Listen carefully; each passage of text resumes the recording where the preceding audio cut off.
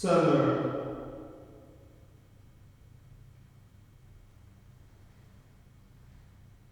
sun,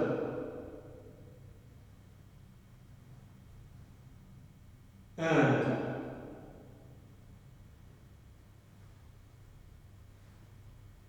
sound,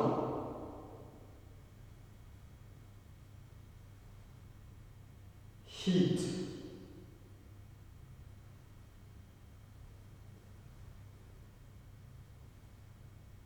water,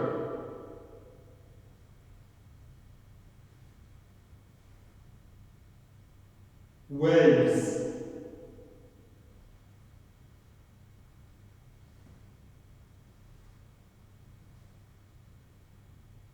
nine,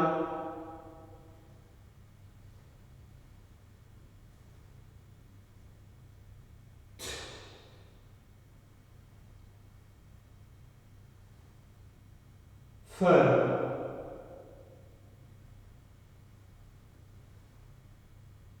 and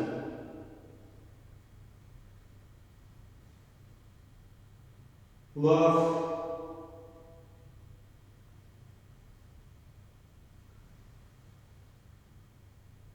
glamour,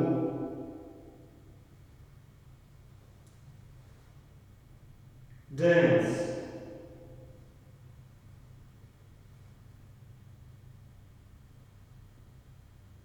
music,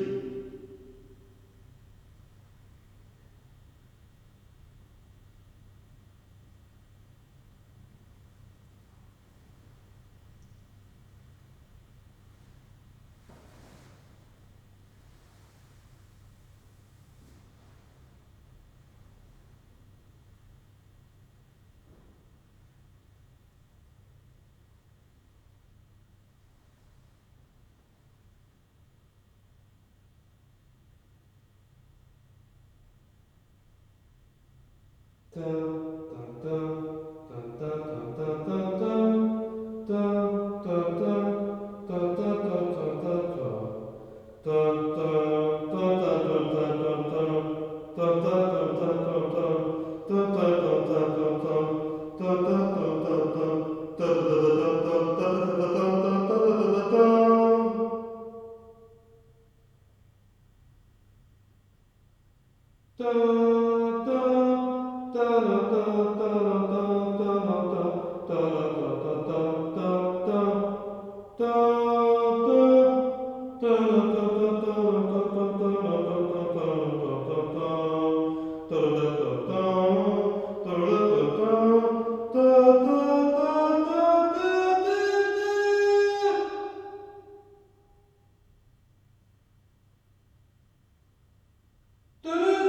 da,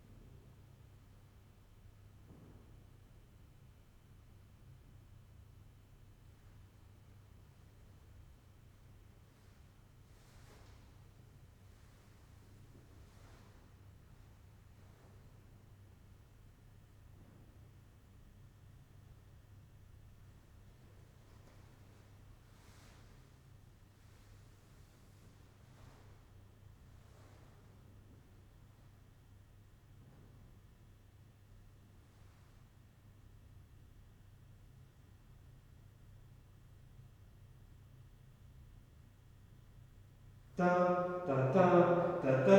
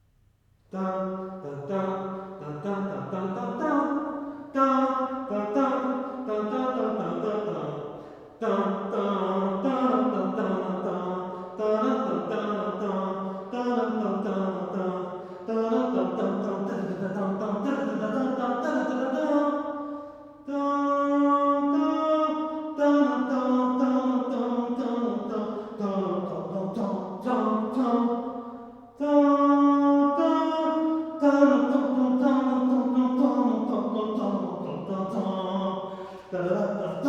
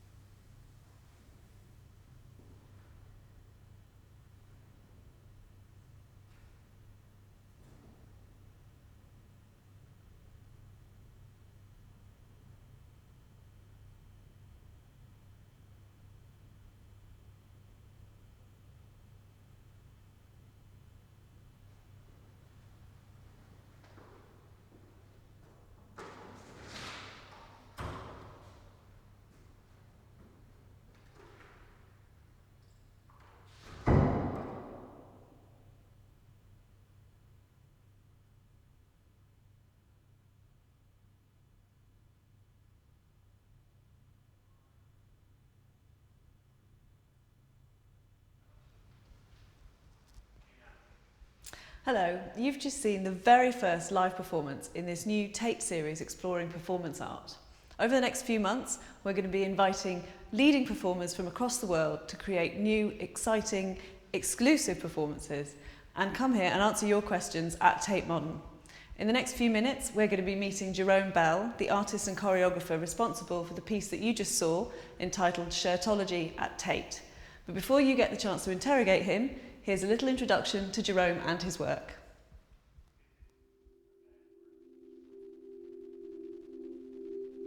Jérôme Bel is one of a number of choreographic artists who, in the 80s, 90s, started to make work which was a little bit more conceptual, so moved away from actual physicality in performance and started to think about some of the issues of performance and of dance. I am Andre Agassi. He was a dancer, a performer for a good 10 years before he made his first piece. But very, very shortly after that first piece came out, he was a real, it was clear he was a name and he was a real force. His reputation came up very, very quickly. He's known as being part of a group of artists who've been involved in a kind of conceptual choreography in the past 10 years. And one of the things Jérôme has done is really paid attention to the whole frame of the theatre and the relationship between himself performing and the audience being physically present.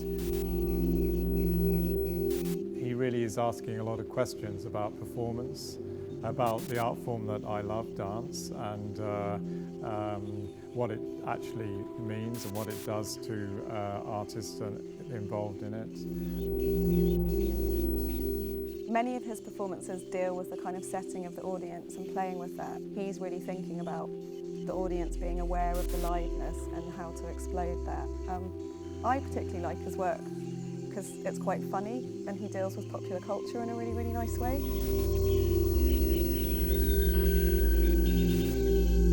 Whether it's about dance itself, whether it's about how we are as human beings or as an audience member, he really kind of interrogates some of these issues. It's a situation where you learn something, but you're also entertained at the same time.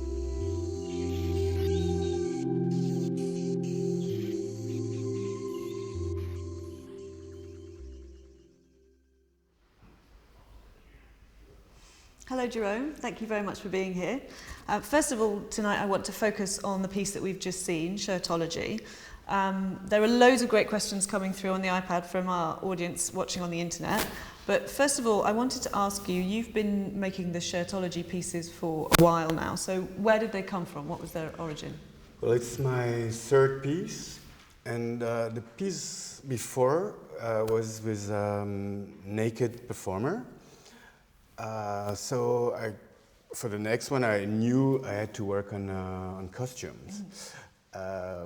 And so I started to think about it, and very fast I realized that the t-shirts were really the contemporary outfits.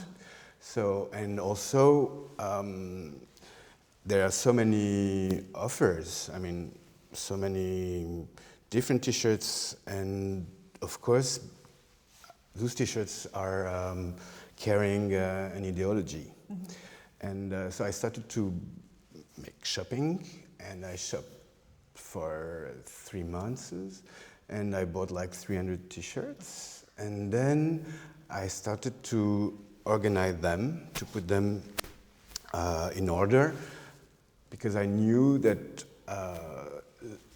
the order will create a narrative, and so it could be like an actor saying a text, you know, but instead it was like, because my background is dance, so I wouldn't use text right away. I mean, now I'm using text a lot, but at that time, so I was interested about the words, but of course there are not so many. There is no all the dictionary, so you cannot really. But that was the interesting thing, because they are ready-mades. Yeah.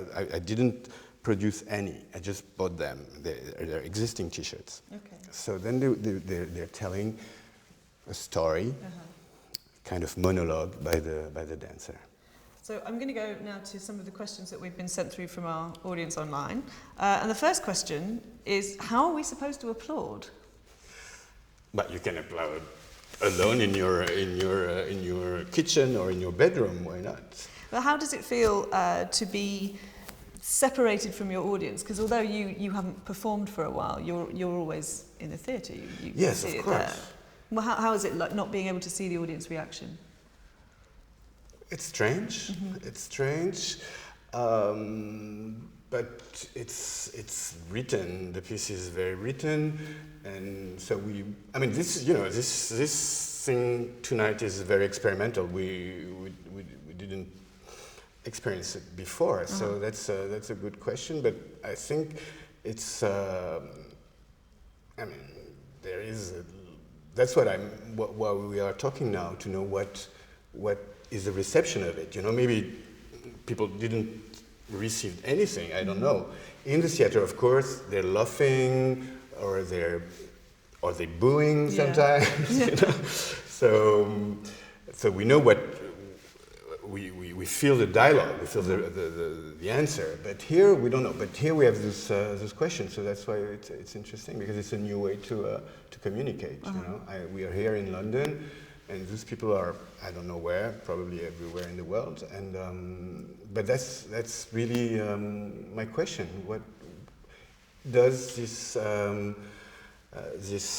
structure of instead of a live performer in 3 dimensions, now in a small screen on a computer? This is an interesting question, which is, would it still be a performance if it turned out that the audience online was watching a video recording, which they're not, by the way. No. But if they were, would you still consider it a performance? No, it's a film. Right. It's a recording. It has been decided. We have decided the best takes.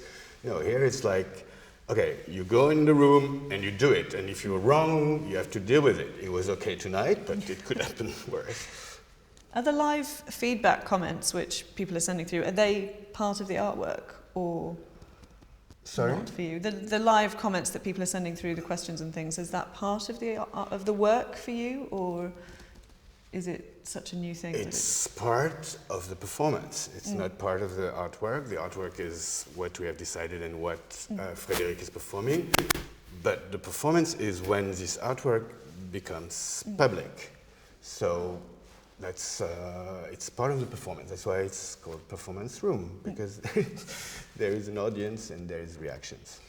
And how would it be different, the piece, if it weren't on a virtual performance space, but instead on a real audience stage? How would you have done it differently?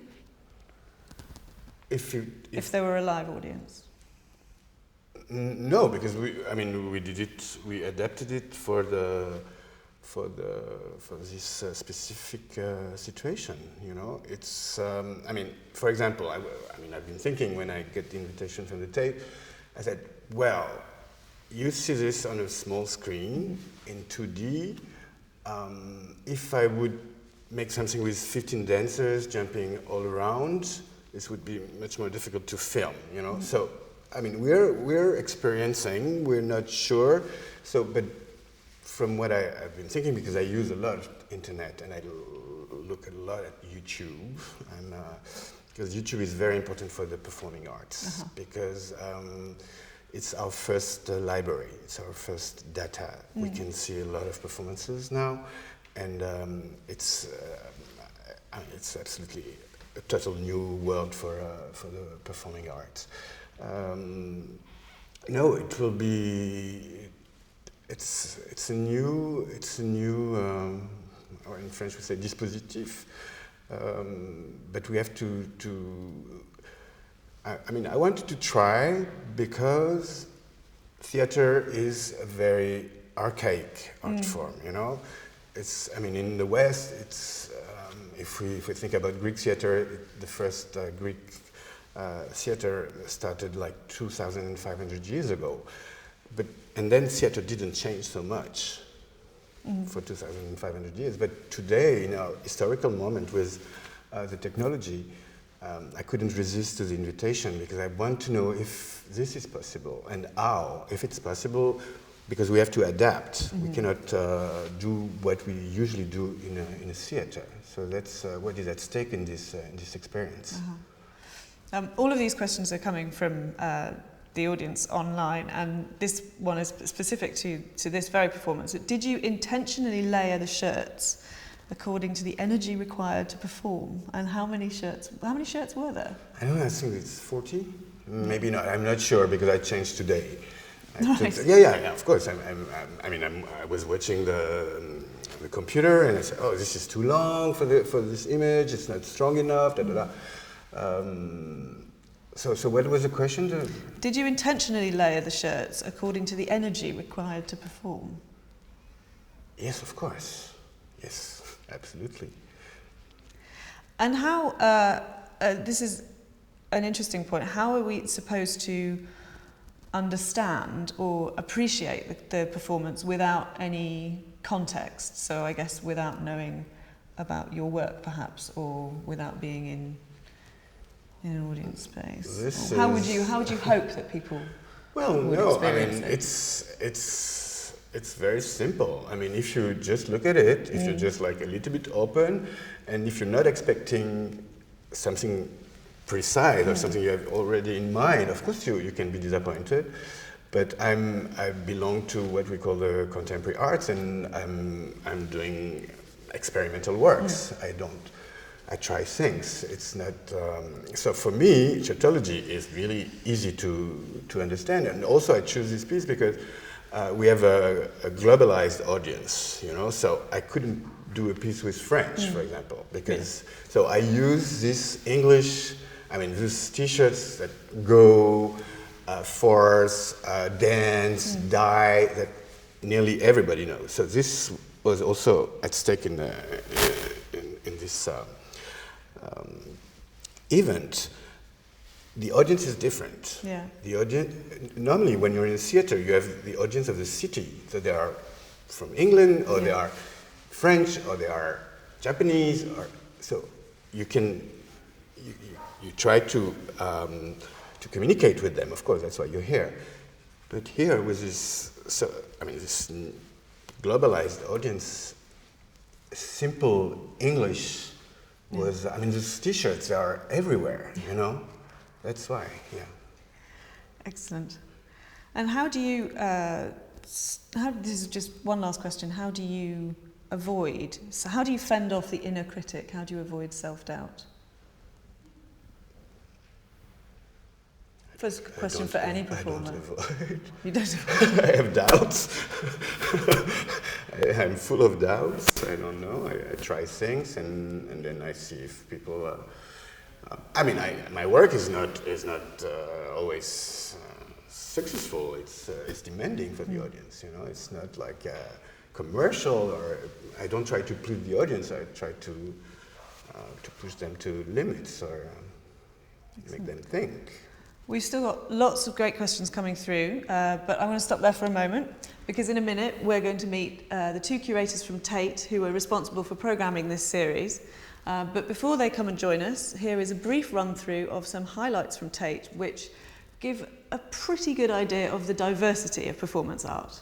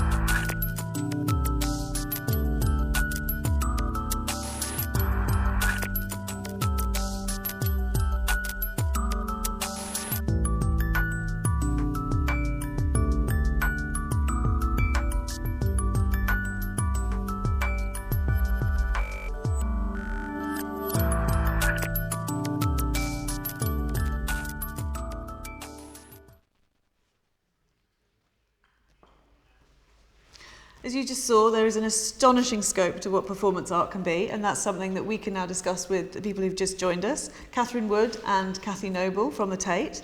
Now don't forget, you can still send in questions through Facebook, Google+, Twitter and YouTube. But I had a question, which is, Catherine, why did you decide to do a series of live performance art which can only be seen on the internet? I guess part of it is I was always a bit suspicious of the idea of kind of classic performance art in the 60s and 70s, that it was all about the intimate, authentic experience of being in the same room with the performer. They were often naked and there was often the kind of self-harm or risk aspect to it. And that was very heavy with this idea of authentic being there. So it was a way of trying to think about how performance is a part of our daily lives in a way that we communicate all the time through technology and through networks, and how performance might be operating as a part of that, but in a primary way, that, Right. you know, instead of it being a secondary document. Yeah. I think also in the way people live now, you know, so many people live through their mobile phones. You live through recording something that's this experience. And I guess just the way people use YouTube and just the idea of watching something this very intimate way, you're sitting at your computer and it's just you and that, I think we found interesting in relation to how people use YouTube. Yeah, that links quite well to a question that we've had through, which is that obviously the people sitting at home are watching it unfold live on YouTube. But what is live? What's live? Is it being in the same room, or is it being connected via technology? I think it's something that unfolds over time. Yeah. Yeah. It's Exactly. I mean, in the theater, the liveness is sharing the same time and the same space. Here, we're in the same time, but not in the same space. But we are virtually and collectively, if you looked at the comments that were streaming through, hundreds of them, that's forming a momentary online community. So it's just transposing what you might have in a theatre into that space, and you get to see what people think. Yeah, straight away. Yeah, I had the feeling while we were watching the comments coming through that people wanted to be part of an audience, even if they couldn't see each other. Yeah. There was very much this sense of wanting to chat, to And I be think- part of it. Yeah. Clearly lots of people just came across it and didn't know what it was. And, you know, that in itself is an interesting thing, because when you go to a gallery or a theatre, you know you're going to see artworks in a certain way. And there are rules in the theater, Right. which is you shut up and you look. I mean, that's the Western theater rules. Here, the fact that they're isolated, they're typing and they're expressing themselves at the same time, and it's very interesting, which is not possible in the theater. But here there is still a communication between them, which is. But you would never have a fight in the theatre, whereas Well, people sometimes. chatting online, maybe. Maybe not in England. That's a question that somebody sent through, which is that how do you feel your audience? Do you feel a real communication with them in this context, as opposed to in a theatre? Well, I just watched it and I watched the comments. I mean, it was more expression than ever. I mean, everybody, the one who dared to write were expressing themselves very openly. You know, saying, what is this? It's boring. I think people feel freer online though, because you can't be seen. Yeah, exactly. You're alone and you're not... completely turns the experience You're on not its judged by head. the other. Like this community, I mean, that's the question. What is this community? How will we define this community, you know? Like it's, and the new rules. There's the new rules of the community. But that's exactly what the series is trying to link into, in a way, this idea of performing alone in your bedroom to a webcam, and how that linked to how, say, Bruce Nauman performed to a single-channel video originally when video cameras first came out. There is that kind of intimacy of the setup that's about a kind of atomized way of experiencing both, like, looking at yourself and connecting with other people.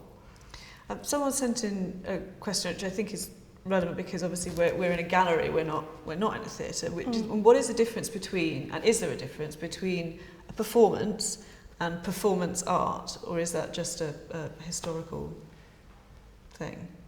I think performance art is usually associated with certain kind of body practices in the 60s and 70s. The people I mentioned, Marina Abramovich or Yoko Ono or Bruce Nauman. Performance, Jérôme, is a much bigger... Well, I mean, probably that's why I'm here, because I come from dance. I use the body, this is my tool. my material, and there is this part of history, I mean, in the visual arts since the 60s, where the artists decided not to produce objects, but to act. I mean, make actions or perform. So then, today, it looks like the two practices are just like joining. That's why I'm suddenly, I mean, here in the Tate. I mean, that's why I'm invited, maybe. Well, your work kind of brings a history of conceptual art with a kind of history of dance together. It's something in the middle. Yeah, because my experience of art started because of the performance art. Yeah. Marina Abramovic, I knew, I mean, the fact that she was using the body, I was interested. I was dancing, but she was using the body in a different way. So I started to sneak into the visual art world, and then I think other things. But that's why probably I could do things like you've seen tonight. You know, if I would be blind about this part of art history, I wouldn't dare to do this. No. So they opened my possibilities. And would you say, I think this is a really good question, which is, would you say that the artwork was happening where we are, or in the room, or in their homes on the screens? That's a good question. I mean, that's what why we did this tonight. I mean, we have to think about it, we have to talk, we have to see how the reactions of the people. That's exactly the point.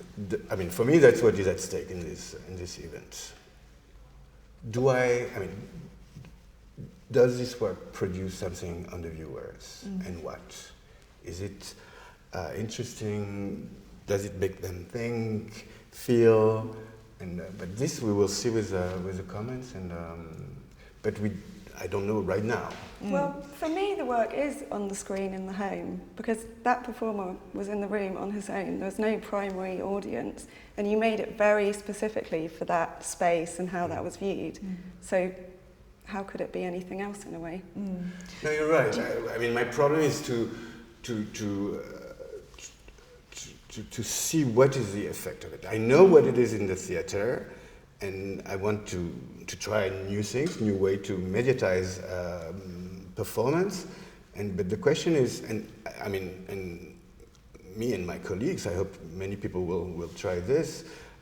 We have to think about and know better the medium to see how we can be relevant, you know, and be powerful through this medium, which is weak. I mean, you have a little image. I mean, weaker than performance. I mean, if you're naked, for example, in the 60s, somebody's naked next to you, you're just like this. You're like, here you're there, you're smoking, you're eating, I don't know, you're cleaning the house, meanwhile you're watching. So this is also the body of the audience is different. In a theater, you're standing, you pay, which is also very important because it means you desire to see something. Here, okay, we go on internet, and in one click we can go to another website. So, and this is a question which someone has sent in, which is, do you think this piece was successful?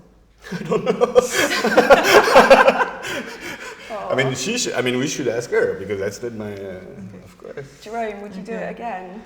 Yeah, we can do it. Not that piece, but the format. Does that interest you too? Well, I really have to see the feedbacks, and I mean, I posted on Facebook today, and all my community will write, I hope, saying, yeah, that's. I mean, for me, I mean, I was watching. I'm going to have to wrap it up. Okay. I'm so sorry. Thank you. We're going to have to leave it there. Sadly, our time is up. A very, very special thank you to you, Jerome, for coming and answering our questions and for doing this great performance for us. Thank you. Their idea, yes. Thank you to Catherine and Kathy as well. And thank you to you as well for watching and for sending in all of your questions. The next BMW Tate live performance room will be on April the 26th and will feature the artist Pablo Bronstein. Join us again then. Thank you and good evening.